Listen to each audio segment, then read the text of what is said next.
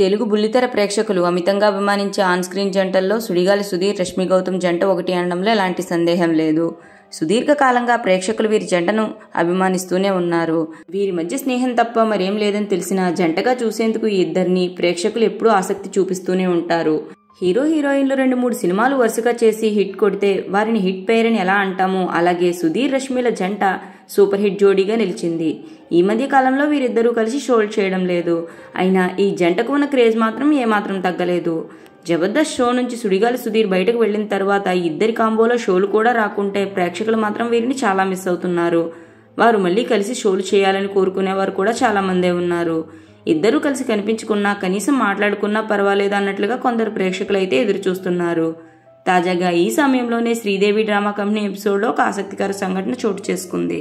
ఒక టాస్క్ లో భాగంగా అందరి ఫోన్లను ఒక చోట వేసి అందులో నుంచి కొన్ని ఫోన్లను తీసి ఆ ఫోన్ కి సంబంధించిన వారు ఎవరికైనా ఫోన్ చేసి అర్జెంటుగా 10,000 రూపాయలు పంపించమని అడగాల్సి ఉంది. ఆ టాస్క్ లో ఆ గేమ్ లో భాగంగా మొదట బుల్లెట్ భాస్కర్ తన తండ్రికి ఫోన్ చేసి 10,000 రూపాయలు అడుగుతాడు. అప్పుడు తర్వాత మాట్లాడుకుందామంటూ ఆయన ఫోన్ కట్ చేయడంతో అక్కడ ఉన్నవారంతా గొల్లుమన్నవుతారు. ఆ తర్వాత రష్మి వంతు వస్తుంది.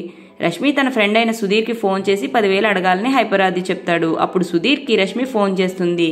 సుధీర్ ఫోన్ ఎత్తగానే రష్మి వేవ్ అంటూ పలకరించడం, అటువైపు సుధీర్ చాలా స్నేహంగా చెప్పరా అంటూ సమాధానం ఇవ్వడం అందరి దృష్టిని ఆకర్షించింది.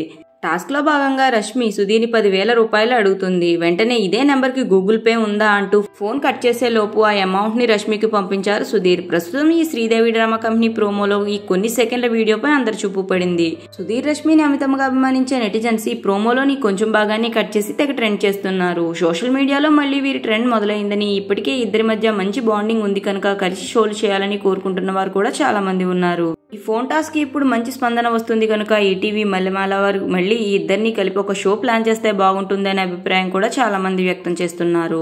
ఈ ఇద్దరి మధ్య స్నేహం ఇప్పటికీ కొనసాగుతూనే ఉంది కనుక ఏ షో వచ్చినా ఖచ్చితంగా మంచి స్పందన దక్కించుకునే అవకాశాలు ఉన్నాయని కొంతమంది అంటున్నారు.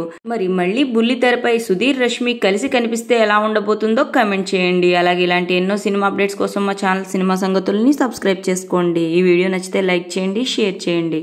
Thanks for watching.